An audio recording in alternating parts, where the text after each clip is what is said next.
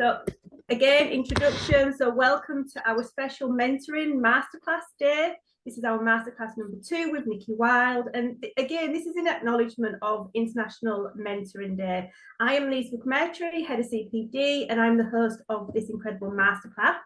So International Mentor Day, as I mentioned on the first masterclass, is a day to recognise all the incredible mentors who are out there contributing, sharing their knowledge and their wisdom, sharing that with others to support people in their own personal and professional growth.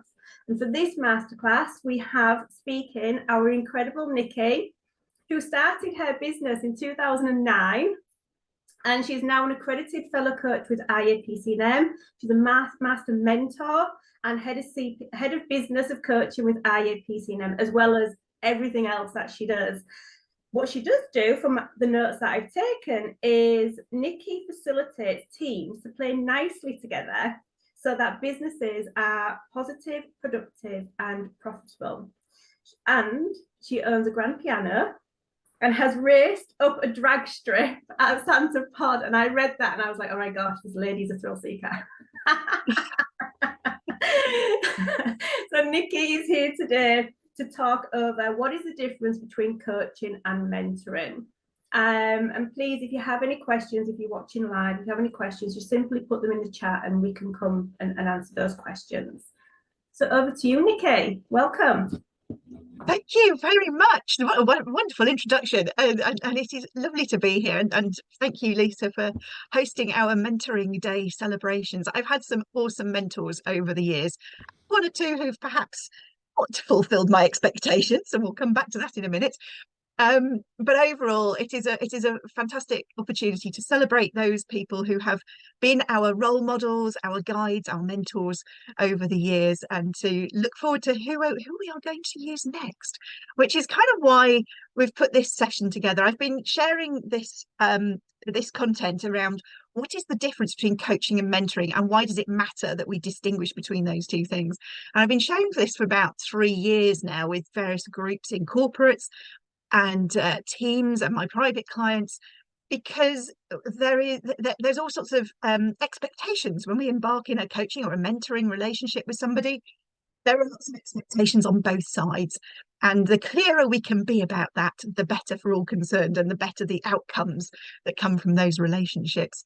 So that is why we're sharing that as part of our Mentoring Day celebrations. I have got quite a lot to go through in this session. I'm going to pack in as much as I possibly can. It is being recorded, so people can watch it back at their own pace and take extra notes. And I'm going to screen share some notes and some thoughts. Just so you know, I've got 2 screens on the go, so when you see me looking over here, that's where I'm looking at what I'm sharing with you, and I've got all your happy smiley faces on the screen in front of me. So we are going to talk about the why, the what, and the how. Why do we want to get clear about what the differences are between mentoring and some of the other options available to us?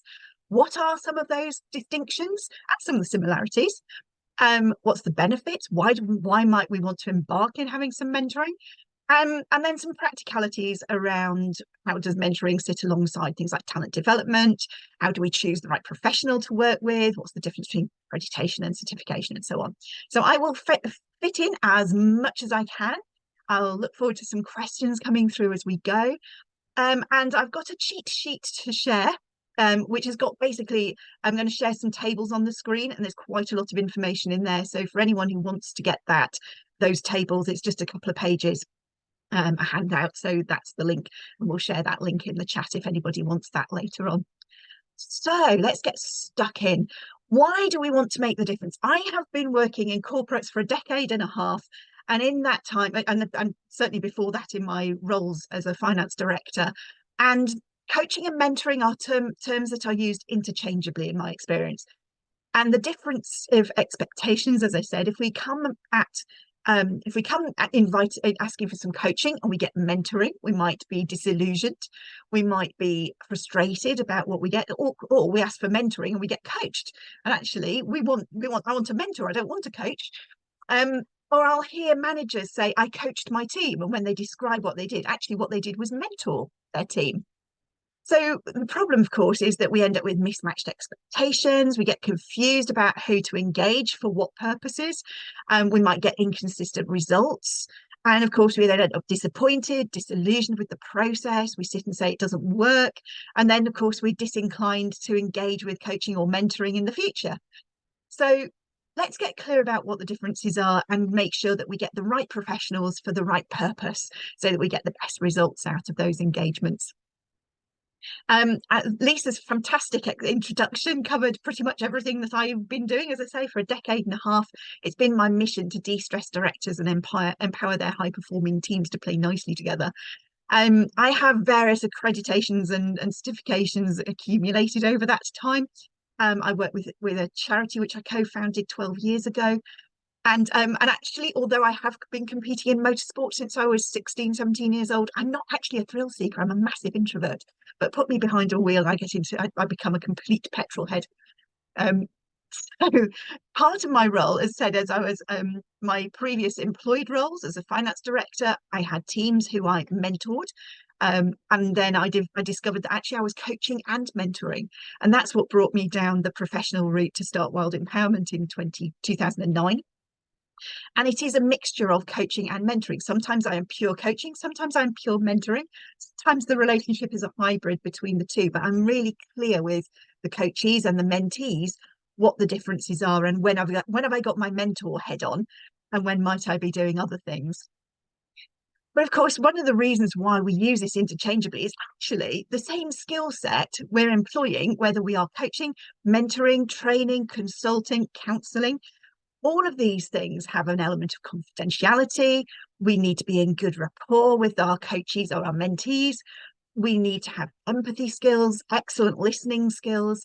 We need to be very good at picking up what's being said and actively engaging in the conversations. So it's not really surprising, is it, that we start using mentoring interchangeably with other options, because we're using the same skills. So quite often it can look like the same thing. So if there are loads of similarities between mentoring and other options, how do we distinguish mentoring? And if we're celebrating Mentoring Day today, let's focus in on mentoring and coaching. I'm going to skip over the training, consulting and counselling just because we haven't really got enough time to go into all of the distinctions, but it's all on the cheat sheet. So mentoring, the main difference between mentoring and coaching is I engage a mentor as someone who has been there, done that. They've got first-hand experience in whatever the scenario or setting is. They understand the context, they can talk the language, they've walked the path already. And one of my fantastic mentors years ago, a chap called Peter Thompson, he said, learn from the person who's a step ahead of you and help the person who's a step behind you. And for me, that's what mentoring is. We're all on the same path. And there are some people who are ahead of me, who are my mentors, and there are some people behind me who I can mentor as they follow on in my footsteps. So mentoring is we've been there, done that. We're in that world. And that's the main difference between coaching. In coaching, we are completely detached. As a coach, there is no input from the coach in a pure coaching setup. All the input comes from the client. The client or the coachee at the end of the session doesn't know anything about the coach that they didn't know at the start. The coach is a facilitator who's skilled at drawing out from the coachee for their own answers. Whereas a mentor is there sharing the benefit of their experience. So the mentee will glean a lot from their mentor.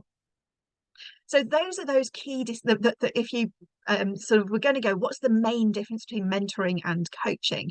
It's that difference between, is there some professional input, in which case I've got my mentoring head on, or is it completely pure coaching where everything is being extracted from the coachee? And whilst there are a lot of similarities into how we might conduct those meetings, the key difference is that style difference. It's very open questions if we're coaching. I want to draw it from the other person. Whereas the mentoring will often have an element of guidance, or maybe the questions might be a little bit more leading because they're informed questions based on the mentor's past experience and what knowledge they've picked up. So how do we distinguish the difference then? Mentoring often will engage mentoring for a specific project or a specific task, a specific skill that we want to develop perhaps. Whereas coaching might look more at the general goals, might be looking at different timescales, might be more ongoing arrangements. Whereas in my experience, mentoring tends to be more discrete engagements for specific purposes. Again, there are a lot of similarities here, so they might both be long-term or short-term. They might be more focused or more general. But in general, mentoring will be, because you're gleaning the expertise from the mentor, so there will tend to be more focus in mentoring, certainly initially. Very much mentoring is looking at how are we applying that knowledge and information. We're focused very much on performance, knowledge building, and skills development. Coaching, whilst there is an element of application because we need to go away and take action, we're also thinking about who are we being as a person, what do we know, what knowledge are we bringing, and again, thinking about performance improvement. And coaching brings an element of accountability, as does mentoring. But there's probably less focus on how to develop the skills. The action for the coachee might be to go away and work with a mentor to develop their skills. But in the coaching session itself, it's very much about deciding what accountability is needed to go away and take that action. Whereas in a mentoring session, there may be some skills correction. I like one of the unfortunate phrases is that we have sports coaches. And if you look at what a sports coach does and you break down what they're doing, they are giving advice on how to improve technique, whereas actually that falls into the mentoring category. So as professionals, we will probably call them sports mentors, but of course, forever the phrase is sports coaches, which adds to this confusion between what's the difference between coaching and mentoring. So if you think in a professional in the workplace, if somebody's there slightly correcting your technique, that will fits in the mentoring banner. So it's kind of like your sports coach for executives is some of what I do in my day job. So a few other little distinctions then. The content of the sessions, whilst there is input from the coachee or the mentee, there will be some element of input from the mentor as well in a mentoring session. The mentor will be sharing knowledge, experience, examples.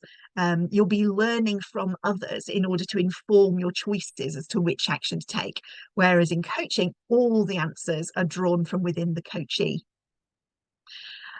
The use of past experiences, the coachee may draw on learning points from past experience, but the focus is very much on the future. We're future focused, action orientated. What do we want to do next in order to get to where we want to get to? Whereas in mentoring, the mentor's past experience or the experience they've gleaned from other mentees will be brought in. Again, it's that been there, done that, got the t-shirt, as the phrase goes. Nothing is prescribed in coaching. The client chooses their action without any judgment from the coach.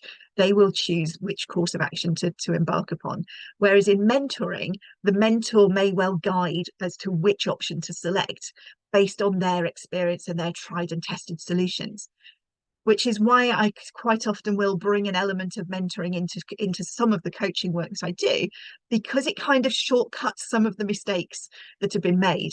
But actually, being allowed to make our own mistakes and learn from them is sometimes a really valuable process. So pure coaching can actually be more empowering to an individual than having a mentor sort of guiding their path. So both have their place, and both have a really valuable outcome for the coachees or the mentees. So we were wondering, we were going to share this in the poll, and if you're watching the recording back, you can probably share this in the chat comments in the lives. Just wondering in what way have people embarked upon coaching or mentoring, and have you had mentoring but you actually it was called coaching but actually realized now that it was mentoring that you were having, and was this brought in-house? So was this an in-house arrangement? So you have in-house coaches and mentors. Externally, so you brought in a professional independently, and was it privately hired by you as an individual, or was it hired by the organization, reimbursed by the company? All of those arrangements work, and when we see it in the work that I do with executives and in corporates and in small businesses, there will be a mixture. There will be in-house mentors, there may be in-house coaches, although that's much less common. So generally coaches are brought in, and I'm very often brought in as a coach, as an external coach. And then quite often I'm involved in the mentoring team as well. And coaching, and it can be acquired independently for individuals. So I've got some arrangements that are through companies where I'm working with teams in organisations. Sometimes executives will hire me privately as a separate arrangement for all sorts of reasons. Sometimes it's a confidentiality thing. Sometimes they want to keep that arrangement completely independent. Sometimes it's just that they haven't got the budget in the company, but the executive still wants to work with me, so they'll hire me privately, which is absolutely fine. So there's all sorts of reasons why we might choose to work with to source a client, to source a professional internally or externally. And so we'll keep an eye on the chat comment. We've got one or two mixture of both. So all sorts of different ways of engaging as people have chosen. So why do we embark in mentoring and coaching? Might be that we're embedding learning. It might be that we've got somebody who's new in their role and we want to accelerate and give them some extra support and assistance to build the confidence as they settle into the new role. Might be developing talent. We've recognized the potential in somebody and we want to enhance and nurture that, particularly if they haven't recognized it in themselves. Quite often we will support and encourage through coaching and mentoring. My experience is that staff retention is improved with coaching and mentoring. A lot of the frustrations that we might have in an employed role, sometimes that is down to not feeling like we've got sufficient development or assistance or support in that role. So rather than feeling frustrated and looking for something else, if we've got mentors and coaches to assist us in our roles, we're more likely to stay. And so the organisation benefits through that staff retention. And of course, those who have got the experience and the longevity in the organisation then become valuable mentors to their colleagues. It helps to strengthen mental resilience. Having an objective ally, one of the reasons that I'm told that I am brought in to work with individuals is they value having somebody who's completely objective. I've got no emotional attachment to what's going on in their situation. They can talk without any judgment or any fear that it's going to go outside the wall. And sometimes one of my mentors uses the phrase, sometimes people just need a good listening to. And sometimes it's just having that space that's outside of all the other day-to-day stuff, that's just about them, where they can offload, they can process things without the distractions. And that mental resilience is really important. And one of the things I've noticed over the last decade and a half, in probably the last 2 or 3 years, as we've been through the pandemic and then everything that's all the changes culturally that have come about from that, I'm noticing the need for mental resilience is stronger than ever. And what the nice thing is that now people are happy to ask for assistance with that. So whilst the need is there, there's much more openness to getting that assistance, which is in my book is a really positive thing. If I think about my stressed, burnt out finance director days where there was no support or assistance whatsoever, we're in a much better place now where we recognise the importance of assisting people with their mental resilience as well as their technical abilities. It can improve working relationships, can improve communication, cooperation, collaboration. All of these things have a knock-on effect on productivity. And of course, if you are setting goals and targets, and all of us have got some things that we want to accomplish, then having both coaching and mentoring can assist us with that progress, as we focus on what it is we want to achieve. And I love the apple orchard analogy. When we embark in a coaching or a mentoring relationship, it's like the springtime. We've got an apple orchard. We've no idea what the harvest is going to be at the end of this arrangement. But having coaching or mentoring is like we're tending to the orchard. If we leave everything to its own devices, we will get some apples in the autumn. I carry on as I am, I'm going to get some progress. By having coaching and mentoring, it's like I'm fertilizing, I'm pruning the trees, I'm giving them the best start at springtime. I'm looking after them through the summer, through the growing season. They've got the best strength, and therefore I'm getting a bumper harvest come autumn. And so coaching and mentoring, we might not know specifically how much improvement there's going to be, but one of the fun things is working out how we're going to track and measure it and work out what that result is. And some of the studies that have tracked progress have shown huge increases in productivity. Organizations have reported gaining back their investment, anything from 7 times through to 50 times the investment. And I track some of my team performance, and a third improvement in team effectiveness, a 1/3 improvement over the course of that was over the course of about 3 or 4 months, that the team saw that improvement in their effectiveness from engaging with coaching and mentoring alongside what they were doing. So where does mentoring and coaching sit alongside existing talent development programs? Very often it'll be a mixture of internal and external. So as was said in the chat, people have experienced both internal mentors and coaches and bringing in external independent professionals. And so very often my experience is that most talent development programs are looking at the skill set. We're telling people what to do, how to do the job. If we're lucky, we might be given some interpersonal skills training as well, so we can improve communications internally, we can improve our working relationships with our colleagues, collaboration, partnerships with stakeholders. But that tends to be where it stops. It's the practical, the technical side of things. And certainly my experiences in qualifying as a finance professional, I was taught how to do accounting. I was not taught how to be an effective finance professional. Things are improving, and certainly the work I do with specialising with finance professionals is definitely addressing some of that. And what I find is, as the coach or mentor, we're brought in very often at the mindset level, particularly with coaching. It's a mindset. We're looking at what are the thoughts, the beliefs, the values, the sense of identity in the role. We're dealing with mindset, which works alongside the skill set. So yes, we might give some more technical training, and mentoring may be honing those skills, and maybe the mentoring often gets involved with the skill set and the interpersonal as well as the mindset. And so what we're doing, if we are mentoring or coaching, we're kind of coming alongside. You've got what's existing in place, we're walking alongside, complementing that so that it's even more effective and having even more impact. And a mentor may well be an internal manager or a peer or a colleague, somebody who understands the environment in which people are operating.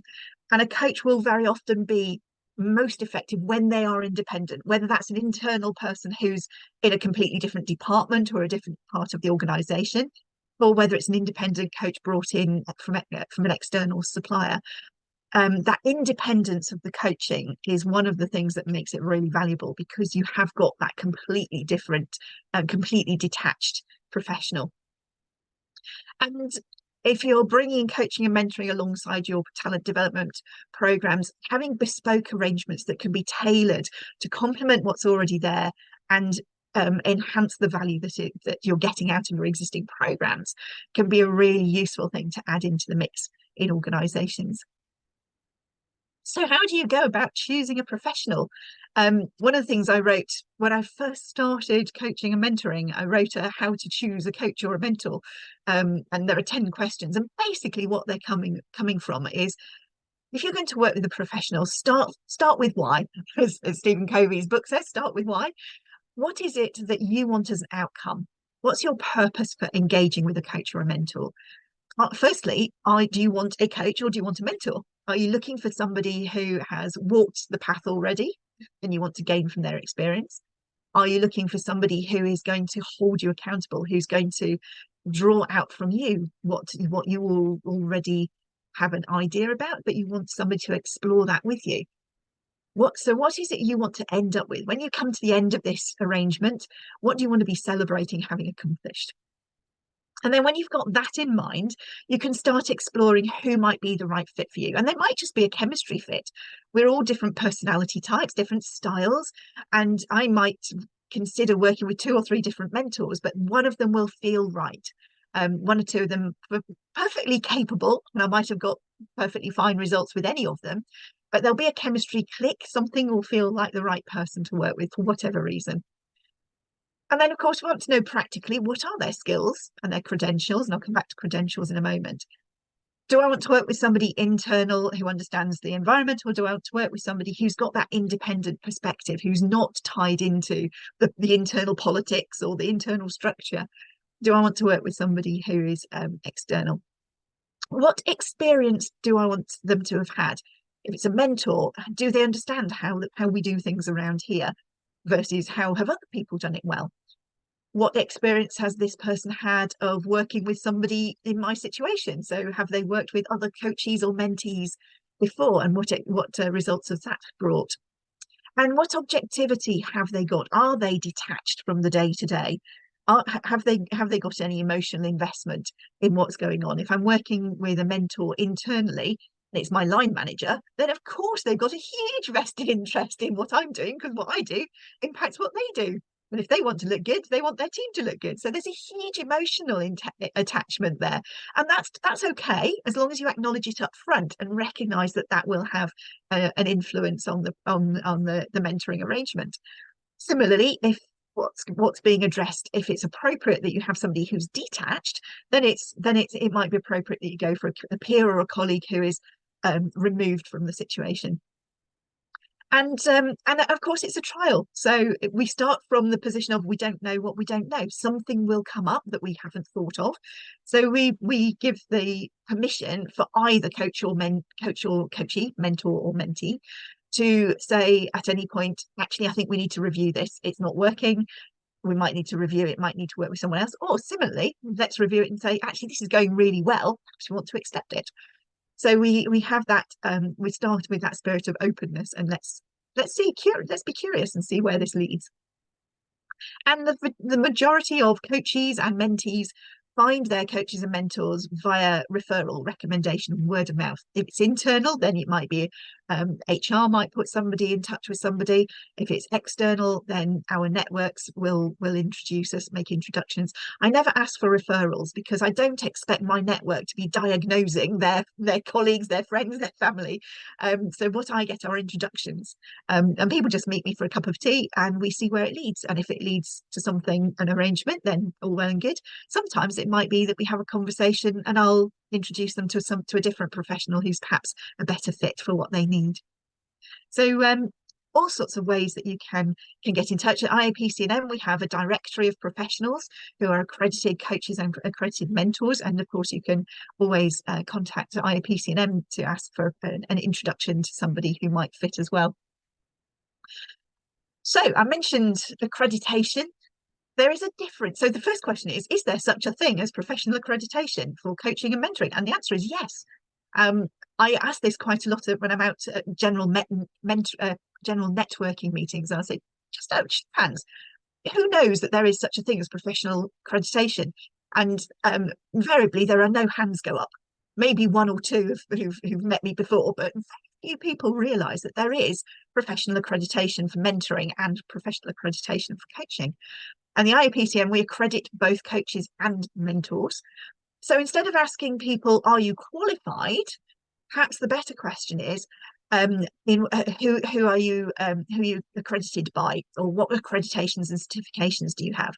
Because qualified might just mean I'm qualified by experience.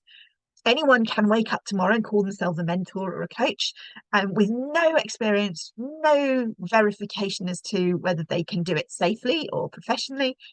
And because there is no, because it's a phrase that anyone can use, and as I said at the start, it's used interchangeably and can mean all sorts of things to all sorts of people. So we need to be a little bit more sophisticated in our questions. So by asking about what certifications and accreditations do you have, we can find out what types of qualification the professional has. And anyone who is halfway decent will be more than happy to answer that question. The ones who don't like answering that question, in my experience, are the ones who perhaps are perhaps not quite so skilled in and maybe not quite the best fit for what someone's looking for. So what's the difference between certification and accreditation? Certification, we get a certificate. It's a certificate to confirm that we have completed some training or a qualification. It's a certificate that says I have done the thing. So I am certified as a DISC specialist, as a business coach, as an NLP practitioner, as a master mapping coach, as a facilitator. I have got lots and lots of certificates that confirm that I have completed various elements of training.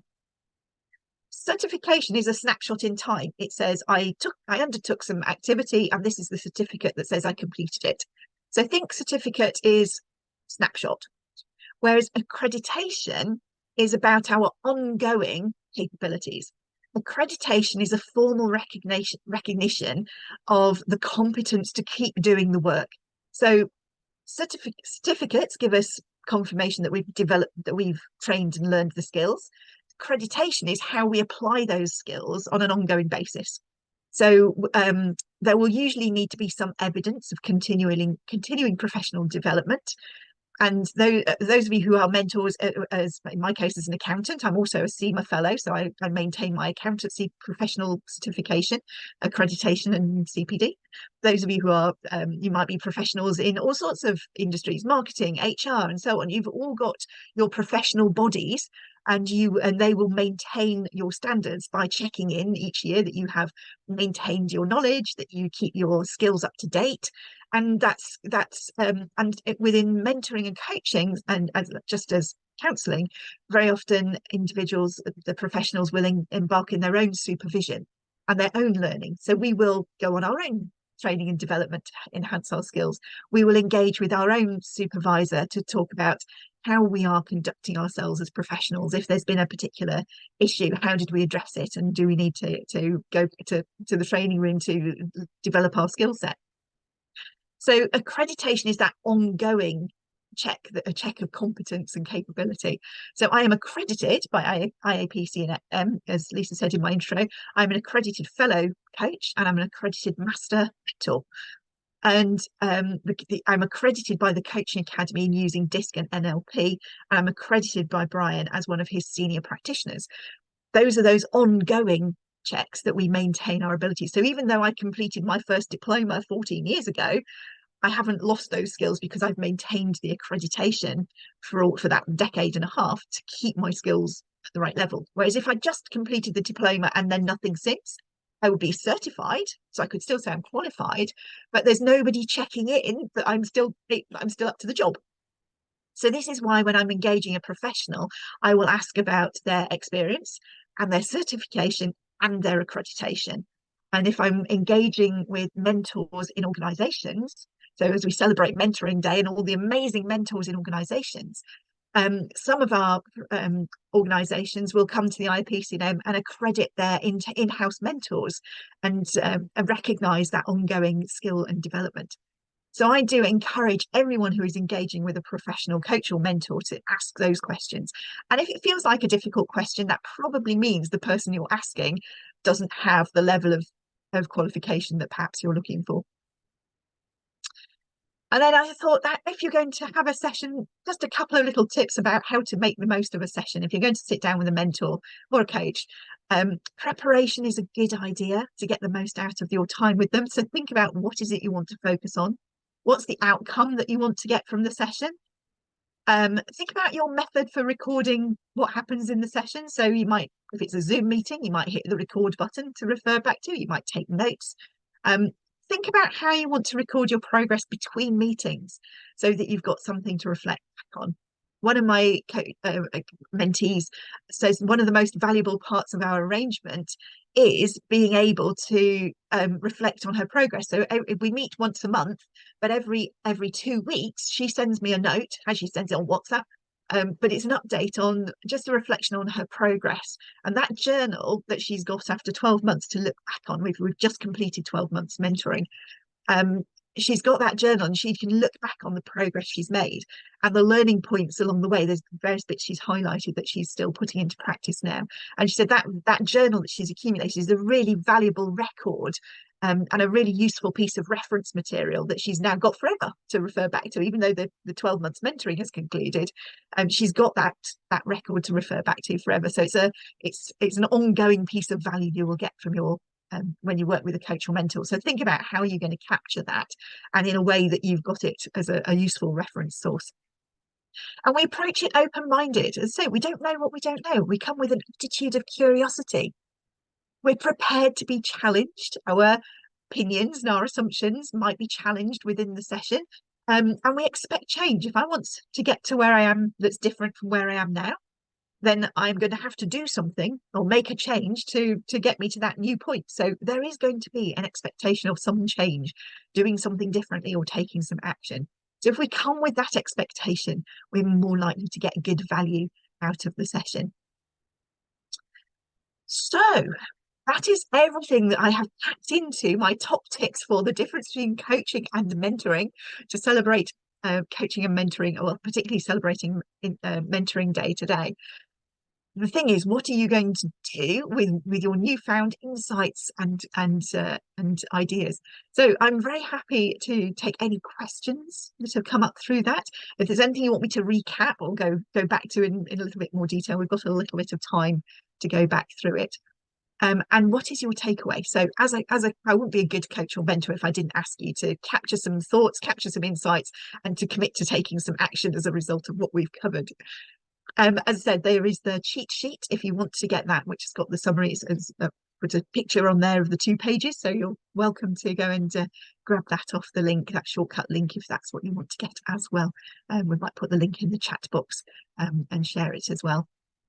So I shall leave that on the screen. I'm just wondering, Lisa, if any thoughts or questions have come up while I've been sharing. I'm just going to share that link again. I've got to open up. I'm going to put my details in and get the link too. David, if you have anything you want to add, please put it in the chat, and I'll just go through some of my notes if that's okay, Nikki. First of all, thank you very much. One of the questions we get asked quite often is the difference between coaching and mentoring, and there is a little bit of a misunderstanding between the two roles and what each one means, especially as the coaching industry has gone quite fast over the last few years. And so it was really nice to hear the way you explained it. You just spotlighted me. I thought I'll put us both on the screen and stop the screen share, then we can have a chat. I can see you now, that's okay. I ain't got my big head looking at me now.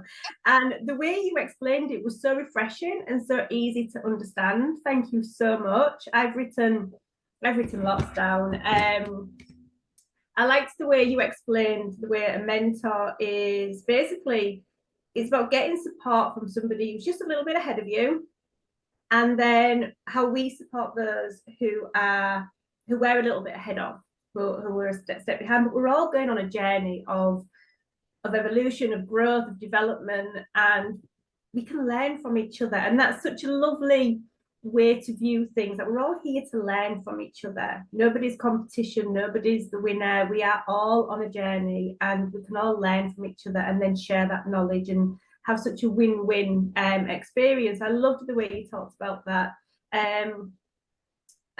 You said something about I'll get it from Google because I can't remember the exact quote. David, you might know the quote. It was a Jim Rohn quote, and it was about the weather, about the seasons, and about, you plant your seeds in the spring, and you work on your resilience and you work on your progress, and you get the support in order to really fertile the ground for the harvest, because the crows will come and the storms will come and the wind will come, but we can look after our crop through the mindset and the daily disciplines that we engaged in. So when you were talking about how coaching and mentoring helps with that mental resilience and helps people progress faster and easier and more effective, it just brought Jim Rohn to my mind, and I absolutely love that guy. How to choose a coach, 10 questions. Yes, loved it. That needs to be everywhere. And I will certainly be sharing that information on, if you're looking for a coach or a mentor, here's 10 questions to help you choose the right person for you at that time. And then again, sharing and it helped me as well to share your understanding in terms of the difference between being qualified, being certified, and being accredited. And when we're accredited, it's a real showing to others and to ourselves that we are fully engaged in continuous professional development, which is my baby, which is what I love, which is CPD. And when we're accredited, that's so important. That is something we have to engage in, and by becoming accredited and going through an accreditation process is showing that we're committed to our journey of helping people. So I loved the way you spoke about that. I could go on. I could go on. I think from the accreditation point of view and the CPD side of things, if we are acting as mentor for someone else, if we believe in the value of mentoring and coaching, why wouldn't we have our own mentors and coaches? Because I kind of think, well, I don't expect my clients to do anything I wouldn't do myself. yeah. And I have seen what I'm like. If I just drift, I can get stuff done eventually. If I work with a mentor or a coach, it's like I've hit the turbo button. Yeah. And it can't, even after all this time, it still amazes me how much more productive I am, just knowing that in a couple of weeks' time, somebody's going to check in whether I've done it or not. It's so true. It's so true. No, incredible, Nikki. Thank you so much. I really, really enjoyed listening to you. And I know everybody who watches, whether it be live or replay, is going to get some incredible golden nuggets from this. And it's helping the industry, and it's helping people to help more people. So thank you so much for sharing your knowledge today. David has just said, really interesting. Thank you. Always interested in the time when it needs to be coaching rather than mentoring, and vice versa. Yeah. Always interested in the time when it needs to be coaching rather than mentoring, and vice versa. Just checking, David, is that a question or a statement? From my own experience, it's that entwining, isn't it? I am an accredited coach, and I do see mentoring coming into my practice because of that experience, expertise, training, etc. So it's knowing, you mentioned it earlier, Nikki, when you've got your mentor hat on and when you've got your coaching hat on, but having that clear communication with the people we're working with so that they know and that the expectations are understood too. Yeah. And I think sometimes if you're sat and you feel like you've got to coach somebody, so the coachee is saying, I genuinely don't know, I cannot think, my mind's gone blank. And of course, as coaches, if we're pure coaching, it's like, well, I'm afraid I'm just going to keep asking your questions. And sometimes the coachee gets really quite grumpy about that because it's frustrating, because they genuinely don't know. They've never had any experience of the thing that they're stepping into. And so they haven't got anything to draw on. And sometimes it can be really frustrating for them. And there are times where if it's appropriate to do so, I might take off the coach hat and put the mentor hat on and ask them, would they like me to share some examples that others in a similar situation have used? And then they can choose to dismiss them. I'm not telling them what to do. I'm not consulting where I'm giving instruction. I'm not training where I'm telling them this is how to do it. Those are other, if we had the rest of the day, we could go into the differences between those as well. But as a mentor, sometimes it is that turbo button where we sit and go, oh, that's how it works. Now I can see it. Now I can go back to being coached and work out how am I going to apply that piece of information. But sometimes we just need that missing piece of the jigsaw, which as a mentor we might have from past experience, which the person who we're working with might just need one little piece to accelerate their progress. And just like you said there, it's asking that permission, isn't it? I might have some information that's worked for others. Would it be okay to share that with you? And then we share the information, and then it's passed back so that person can make the choice that's right for them, and we're not telling them what to do. Yeah, thank you. I wondered if David had anything to add. No. I was listening intently. So I'm always interested in the balance between coaching and mentoring, and where the blend is. And I think that sometimes we just get hung up on semantics. Yeah, a lot of the time, and that it has, as you were saying at the beginning about you use the same skills. The difference being that. And the example I often use is, I worked with a finance director once on communication and emotional intelligence, which I'm more than capable of doing because that's the areas that I'm experiencing. But had he turned around at any one point and gone, and by the way, David, can you help me with your sorting out balance sheets and doing accounting software? I would have gone, interesting question. No, because I don't have that level of experience. either in coaching and certainly not in mentoring, because in coaching I don't know the language, and I'd be sitting there going, "That's a good question. What does that mean?" And certainly in mentoring, yeah, I've never come across that. So I think so. Like everything that you've identified is absolutely relevant. And I think that other question that you asked as well, or the point that you made about where is your experience, is that encouraging people to dig into it. And that I always say to people, sort of like for mentoring, and I sort of get a lot of people through the sort of Chartered Management Institute.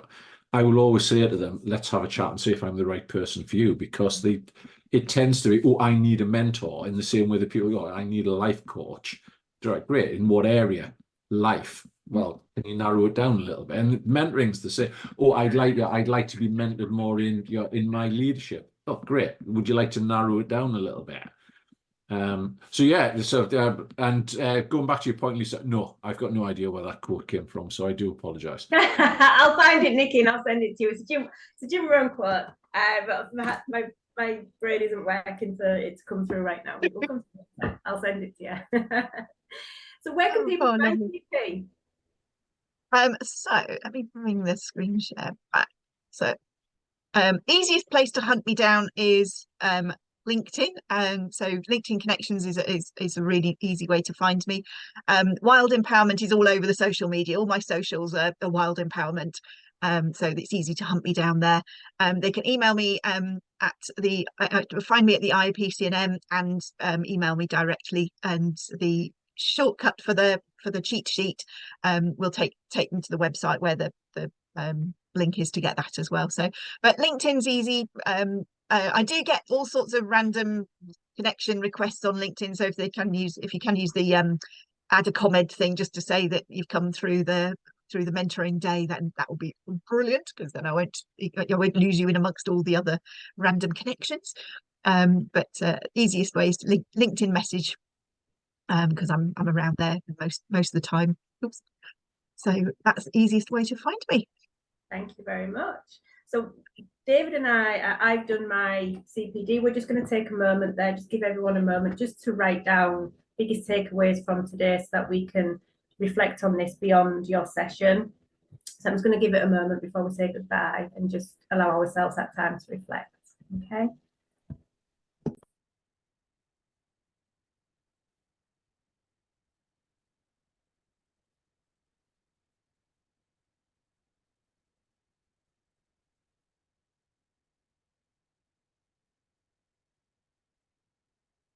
And I'm doing my CPD log as well for this session, because I've learned stuff today as well.